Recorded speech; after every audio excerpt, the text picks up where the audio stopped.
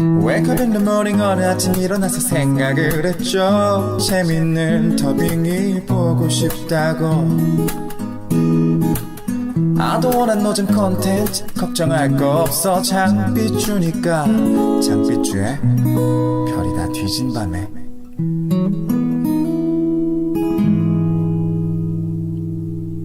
안녕하십니까 여러분.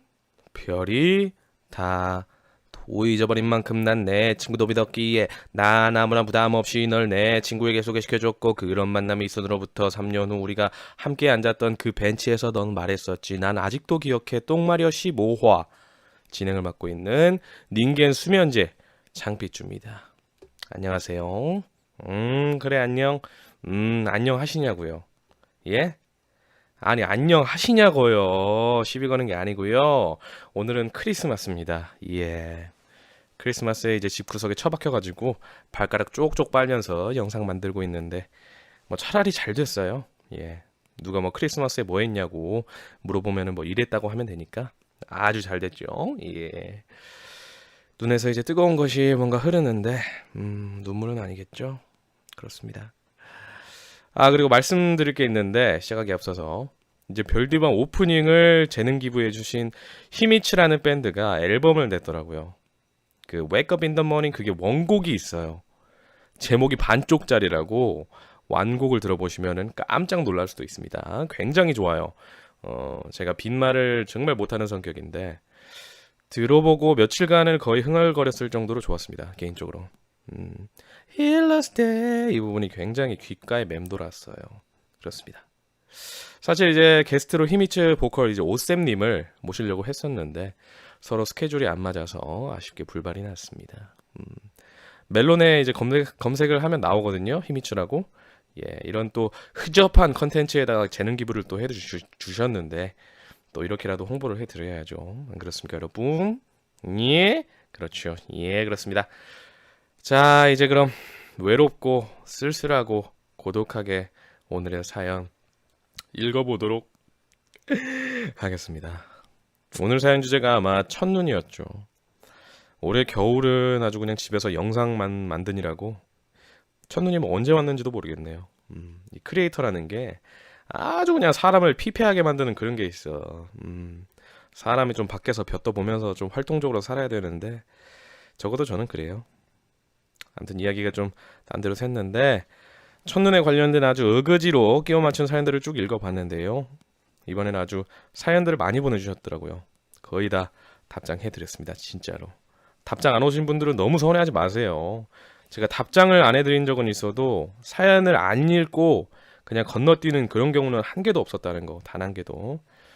하나하나 소중하게 정독해서 읽었으니까 혹시 뭐 내 사연은 재미가 없어서 그냥 안 읽고 넘기는 거 아니야? 뭐 이런 걱정은 안 하셔도 될 것 같습니다. 그래도 읽다 보면은 정말 어느샌가 저도 모르게 얼굴에 좀 미소가 지어져요. 되게 뭐랄까 좀 사람들 사는 이야기니까 다 보다 보면은 좀 훈훈한 그런 기분이 듭니다. 그래서 우리 삐딱 청콩이님들도 그런 기분을 저랑 같이 느껴보셨으면 좋겠습니다. 굉장히 힐링됩니다. 예. 다시 한번 사연 보내주신 분들 감사드리고요. 자, 그러면은 잘생기고 이쁜 사람들한테만 나오는 광고 하나 듣고 바로 첫 번째 사연 달려보도록 하겠습니다. 과연 나올까요? 따콩! 삐쭈님 안녕하세요. 밤에 잠이 안 올 때면은 별디밤을 틀어놓고 삐쭈님 목소리를 들으면서 잠을 청하는 한 여중생입니다. 이번 사연이 첫눈이라길래 떠오르는 일이 있어서 어거지로 끼워 맞춰서 보내봅니다. 제가 유치원생 때의 일이었어요. 저희 가족은 산을 자주 가는 편이라서 저와 오빠에게는 산이 놀이터나 다름없었습니다. 그래서 산을 타는 것이 즐거웠죠. 그 사건이 일어난 날은 첫눈이 폭설이 되어 내린 날의 다음 날이었습니다. 아침에 자고 있는데 아버지께서 눈이 내린 날은 산을 봐야 한다면서 저와 오빠를 데리고 산에 가셨어요. 산에 도착한 뒤 오빠와 저는 누가 정상까지 먼저 가는지 내기를 했고 저는 내기에서 이기기 위해서 전속력으로 산을 올라갔습니다. 그렇게 올라가던 도중에 저는 그만 얼어버린 첫눈을 밟고 넘어져서 산에 마치 소닉이 스킬을 발동한 것처럼 아주 빠르게 뒷머리를 휘날리면서 굴러떨어지기 시작했어요. 지나가던 사람들은 조그만 유치원생이 떨어지는 것을 보고 어머 뭐야 하며 저를 따라 내려왔어요. 그렇게 30m쯤 굴렀을까. 이야, 많이 굴렀네요. 저는 다행히 중간에 있던 쉼터로 굴러 들어갔고 굴러 들어갔대요. 기적적으로 코피가 나는 것을 빼고는 다친 곳은 없었습니다. 하지만 코피가 마치 제 시험 점수가 빠져나가는 듯이 나이아가라 폭포급으로 철철 흐르는 그 와중에도 저는 웃으면서 아빠 눈이다 눈 하면서 헤헤거렸습니다. 주변 분들은 저에게 휴지를 건넸어요. 결국 저는 아버지께 혼이 나고 혼자 집으로 돌아가서 잠을 잤답니다. 훨씬 앞에서 올라가던 오빠는 그 사실을 몰랐는지 하산하던 도중에 산에 동물이 죽었는지 피가 있었다고 말했다고 하더라고요. 그 피의 주인공은 차마 저라고 말하지 못했어요. 그날의 기억 때문인지 저는 첫눈이 내리면 그 산을 바라보면서 코를 만지작거리고는 합니다. 끝입니다. 솔직히 첫눈과는 하나도 관련이 없지만 한번 보내봅니다. 그래도 채택되면 정말 기쁠 것 같네요. 그럼 삐쭈님 언제나 좋은 방송 감사드리고 저는 이만 물러나도록 하겠습니다. 믿습니다. 삐맨 딱콩 이렇게 사연 보내주셨네요. 아니 저도 어렸을 때 산에서 굴러봤는데 그때가 성묘하고 내려가던 길이었거든요. 설날에 이제 이른 아침이고 하다 보니까 정신줄을 놓고 걸었죠. 그러다가 이제 딱 발을 헛디뎠는데 그 순간에 아버지가 저를 딱 부둥켜 안으시고 같이 산에서 굴렀어요. 거의 아빠 품에서 한 20초 정도 구른 것 같은데 나중에 집에 와가지고 이제 거울 보니까 얼굴에 그 나뭇가지에 긁힌 상처가 셀 수도 없이 많이 났더라고요. 진짜 팔이랑 막 다리랑. 예. 근데 혼자서 저렇게 대굴대굴 굴렀으면 진짜 큰일 안 난 게 다행이에요. 어려가지고 몸집이 좀 작다 보니까 굴러도 그렇게 크게 다치진 않은 것 같습니다. 우리 B청자님들 중에서도 등산 좋아하시는 분들 있나요? 제가 마지막으로 등산한 게 아마 고등학생 때였던 것 같은데 고등학교 2학년 때까지는 1월 1일만 되면 무조건 무등산으로 올라갔어요. 친구들하고 이제 해보려고 새해 첫 해보려고. 근데 가는 족족 이제 구름에 가려가지고 못 봤던 그런 아픈 기억이 있습니다. 예. 근데 산은 막상 가면은 되게 좋아요. 공기도 되게 촉촉하다 해야 되나? 되게 맑고 시원해서 좋은데 가려고 마음 먹는 게 정말 힘들죠. 너무 힘들어요. 여자친구가 생기면은 한번 꼭 무등산을 같이 올라가 보고 싶네요. 언제가 될런지는 모르겠지만 예, 우리 삐딱 청콩이님들이 새해에 저 대신에 이제 산에 올라가셔가지고 소원 좀 빌어주고 오세요. 제 소원은 뭐냐면 아니 소원은 말하면은 효력이 없어지잖아. 그러니까 제가 그냥 제야의 종소리 들으면서 빌도록 하겠습니다. 예. 그럼 광고 듣고 두 번째 사연 바로 찌끄려 보도록 하겠습니다. 광고 듣고 오시죠. 끼익. 안녕하세요. 여고생 B청자입니다. 이름은 대충 콩딱이, 성은 밀양 박씨로 부탁드립니다. 안녕하세요. 박콩딱님. 예. 역시 B쭈님 이메일마저도 입에 착착 붙네요. 아주 그냥. 그럼 거두절미하고 어거지로 끼워 맞춘 첫눈썰을 풀어보도록 하죠. 때는 바야흐로 1월 초 첫눈이 내리던 어느 날 어렸던 저와 오빠는 밖에서 눈을 가지고 노느라고 미친 듯이 놀았습니다. 분명 아침 먹고 나왔는데 정신을 차려보니까 저녁인 마법이랄까. 저희는 점심도 안 먹고 눈 쌓인 곳을 찾아다니면서 영역 표시를 한다면서 온몸으로 바닥을 쓸고 다닌 것이었습니다. 지금 생각하면 꼬마 둘이서 바닥을 헤엄쳐 다니는 걸 봤던 사람들은 어떤 기분이었을까 새삼 창피하네요. 끽끽끽. 정신을 차린 거는 다름 아닌 삼촌이 아이스크림을 사러 가자고 찾아온 때였습니다. 그때 하필 아이스크림 종류 몇 개 사면은 특정 보냉 봉투에다가 담아주던 시절이었는데 보냉 봉투는 아직도 있지 않나요? 이마트에? 워낙 손재주가 좋던 저는 몰래 봉투 하나를 훔쳤습니다. 일단 그때 이마트 직원 여직원분이 젊으셨는데 죄송합니다. 아무튼 그 봉투를 좋다고 들고 다니다가 무슨 생각이었는지 집에 오는 동안에 눈을 모조리 쓸어 담아서 그걸 가득 채워서 집에 돌아갔습니다. 집에 도착하자마자 눈이 녹을까봐 스텐 그릇에다가 부어놓고 얼어버린 옷을 갈아입으러 방에 들어간 그때였습니다. 바로 그때 사건이 터진 거죠. 먼저 옷을 갈아입고 나온 오빠는 그 스텐 그릇에 있던 눈이 얼음 갈아 놓은 것인 줄 알고 위에 우유를 붓고 남아있던 초코 시럽을 부어서 먹고 있더라고요. 더군다나 어두워서 눈인지 흙인지 제대로 확인도 안 하고 무작정 쓸어 담았던 터라서 흙과 돌이 섞여 있었을 텐데 말이지요. 가장 충격적이었던 거는 세상 맛있게 먹고 있어서 저도 모르게 한 입 달라고 할 뻔했을 정도였다는 겁니다. 얼마나 맛있게 먹고 있었길래. 너무 맛있게 먹는 오빠 모습에 감히 말을 할 수가 없어서 10년도 넘게 지난 지금 이제서야 사연을 빌어 말하네요. 오빠, 사실 그거 얼음 곱게 간 빙수 아니었어. 심지어 그거 먹다가 잘못 씹어서 오빠 피났었잖아. 다음날 치과 가서 가보니까 이빨에 뭐 때운 거 뜯어졌다며. 그거 아마 내가 못 모르고 담은 눈 속에 있던 돌일 거야. 오빤 유통기한 지난 초코시럽 알갱이라고 했었잖아. 사랑해 오빠. 사랑해요 삐쭈님. 채택되면 저 오빠한테 과연 맞을까요? 이렇게 사연 보내주셨는데, 아니 얼마나 얼음이 맛있게 보였으면 물어보지도 않고 그 자리에서 바로 시럽을 부어가지고 먹어버렸을까요? 저도 팥빙수 진짜 좋아하는데 진짜 깨끗한 눈만 싹 퍼다가 그 팥빙수 재료 딱 넣고 한번 먹어보고 싶네요. 맛있겠다. 제가 얼마나 팥빙수를 좋아했냐면, 제가 무교거든요. 근데 여름만 되면은 그 군대 옆에 있는 교회에서 팥빙수를 줬었어요. 그 이름이 아마 교회 이름이 맹호교회였던 걸 기억합니다. 제가 맹호부대였거든요. 아무튼 이제 여름이 되면은 일요일마다 이제 쉬는 시간도 반납하고 그 싸제 팥빙수를 먹으러 교회를 갔어요. 그게 또 시중에 파는 아이스크림 팥빙수 그거랑은 또 맛이 차원이 다릅니다. 예. 그 싸제는 다 먹고 그 남은 국물 있죠. 그게 아주 끝내줍니다, 진짜.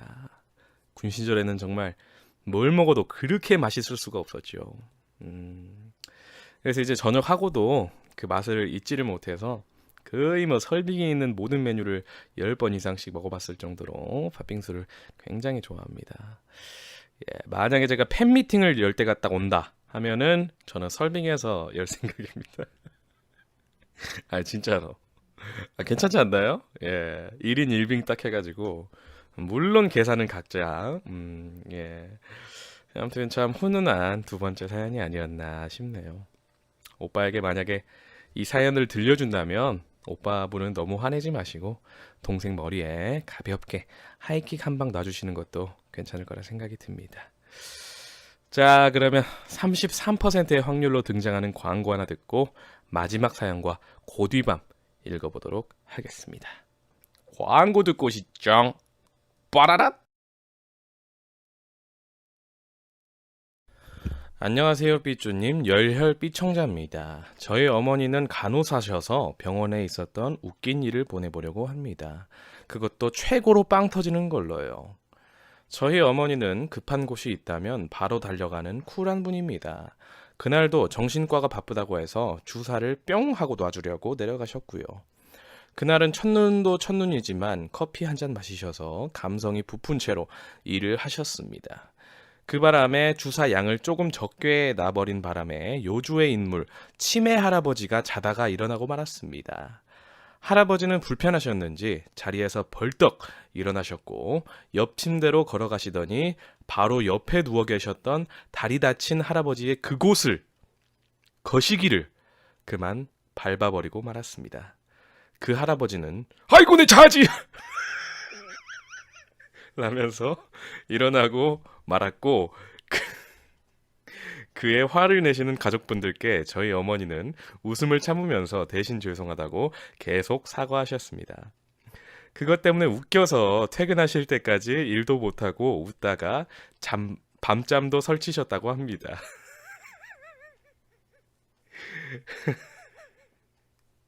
이렇게 사연 보내주셨는데, 아니 이 사연은 생각할수록 웃긴 사연이에요.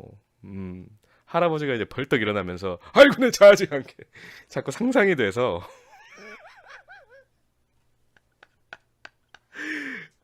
저도 계속 생각이 나가지고 아까 물 먹다가 싱크대에다 뱉었어요. 웃겨가지고.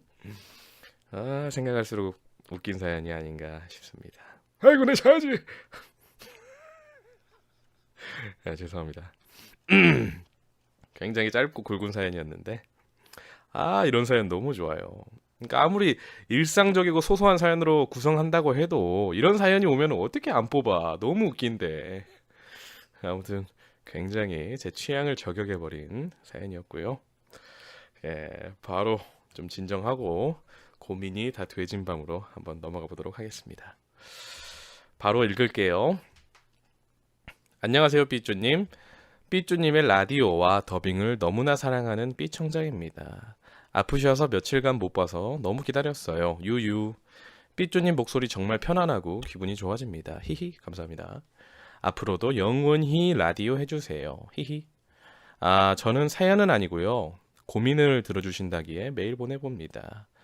저는 7년 동안 감정노동과 육체노동의 복합체인 레스토랑에서 7년을 일하고 허리디스크와 어깨 염증을 안고 퇴사하게 되었습니다. 와, 레스토랑 진짜 힘든데. 고생하셨네요.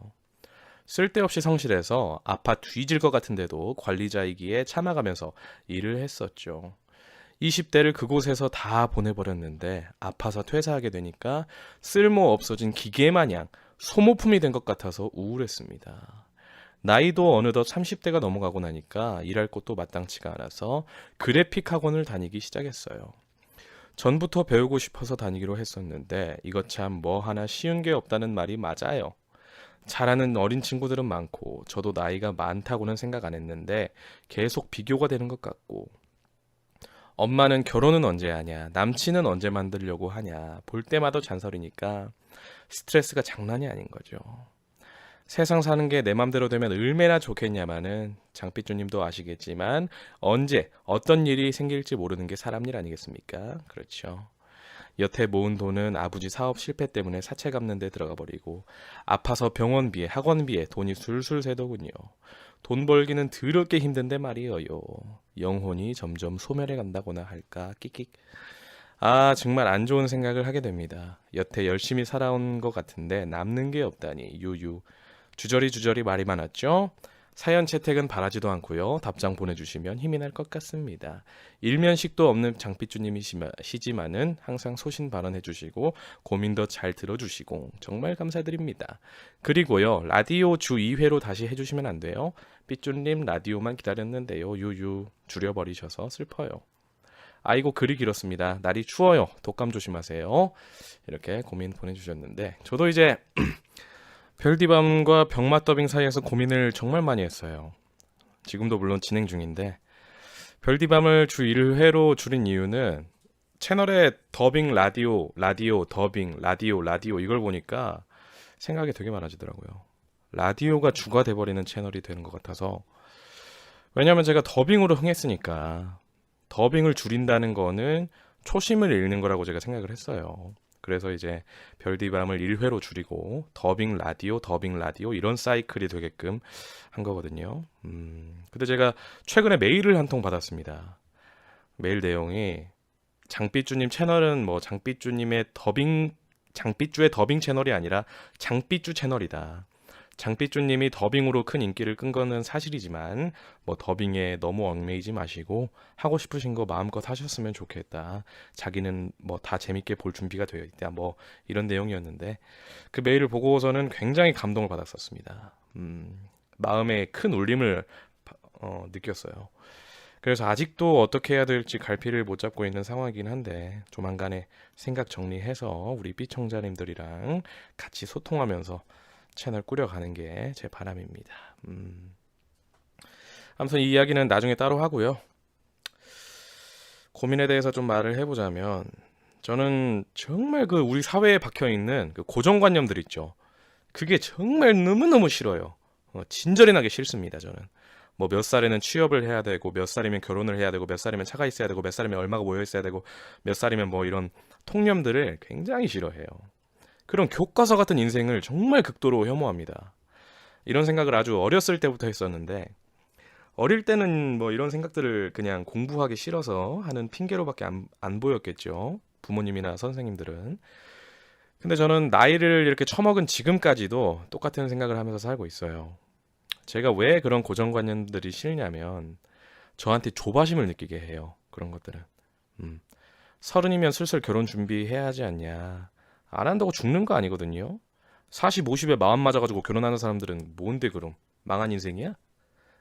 지기네들 마음대로 이상한 잣대 몇 개 가져와가지고 그 잣대로 사람 평가질하는 게 너무 싫었어요. 고민 보내주신 작성자분도 혹시 그런 평범한 사람들이 만들어 놓은 고정관념 때문에 혹시 조바심을 느끼고 계신 건 아닌가 여쭤보고 싶네요. 부모님이나 주변에서 뭐 너 그러다가 평생 혼자 산다 뭐 이런 말은 그냥 가볍게 무시하시고요. 그런 말이라도 하면은 자기가 진심으로 걱정해주는 사람처럼 보이니까 진심이랍시고 하는 말이죠. 예. 사람을 진심으로 걱정하면은 뭐 그런 진심이랍시고 사람 가슴 후벼 파는 그런 말이 아니라 그냥 묵묵히 위로해주고 응원해주면 됩니다. 작성자분이 뭐 팔이 없습니까? 다리가 없습니까? 입이 없습니까? 혀가 없습니까? 귀가 없습니까? 사지 멀쩡하신 분인데 알아서 어련히 잘 하실 거 아닙니까? 그쵸? 예. 말이 길어졌는데 아무튼 너무 주변 말에 흔들리지 마시고 그런 한심한 고정관념 같은 거에 너무 조바심 느끼지 않으셨으면 하는 게 제가 드리고 싶은 말입니다. 진심으로 조언해줬으니까 고민 해결 인정이지요? 오케이, 인정. 자, 이렇게 고민까지 어떻게 해결해봤네요. 16년도 크리스마스가 이렇게 허무하게 가버립니다, 여러분. 그래도 묵묵히 들어주시는 우리 삐딱 청콩이님들이 있어가지고 그렇게 외롭진 않은 것 같아요. 진짜 댓글 달아주시는 한 분 한 분 너무 감사드리고요. 댓글도 거의 다 읽어요. 예, 물어보고 싶은 거 있으면은 아무거나 물어보세요. 다음 별디밤 때 질문에 간단하게 답변해드리도록 하겠습니다. 이제 다음 사연 주제는 새해고요. 언제나처럼 새해하고 아무 관련 없는 지 맘대로 어거지로 끼워 맞춘 사연 제 G메일로 보내주시면 감사하겠습니다. 그럼 장삐쭈는 이만 끄지도록 하겠습니다. 삐쭈야 메리 크리스마스. 장삐쭈니까 장삐쭈의 별이 다 뒤진 밤에